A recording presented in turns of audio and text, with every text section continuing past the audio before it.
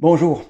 Aujourd'hui, dans cette suite où on rentre un petit peu dans ce temps que j'ai avec le Seigneur, avec les questions que je me pose, comme je vous ai dit à la dernière capsule, on est rendu dans Luc 5. Luc 5 où on voit cette pêche miraculeuse. Mais cette pêche miraculeuse-là va emmener un appel tout particulier, un appel à être des disciples de Jésus.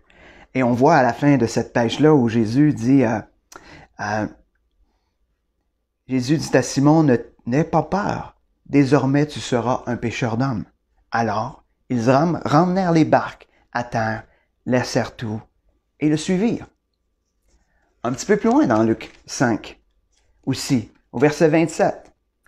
Après cela, Jésus sortit, il vit un collecteur d'impôts du nom de Lévi, assis au bureau des taxes, et lui dit, « Suis-moi » et laissant tout, il se leva et le suivit. Wow! Jésus appelle à le suivre. Et dans les deux cas, il laisse tout.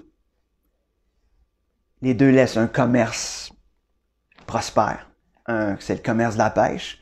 Et l'autre, c'est le commerce de la surtaxe, qu'on pourrait dire, avec lequel il fait sur son argent. Dans les deux cas, il laisse quelque chose qui était important, très important pour eux. Il laisse tout ça là. Et ils suivent Jésus.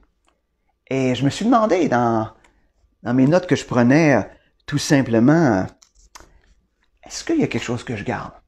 Est-ce que moi, comme disciple, à cet appel que Jésus nous donne à tous, comme disciples de Jésus, de laisser tout, ou plutôt, ce qui se devrait produire en nous, cet appel à le suivre, de tout laisser, est-ce qu'il y a des choses que je garde? Est-ce qu'il y a des choses que je garde pour moi? Est-ce qu'il y a des choses que je garde importantes? Est-ce que je suis Jésus et je suis d'autres choses? Ou est-ce que j'essaye de suivre Jésus en gardant tout ce qui fait mon bonheur, tout ce qui fait mon plaisir?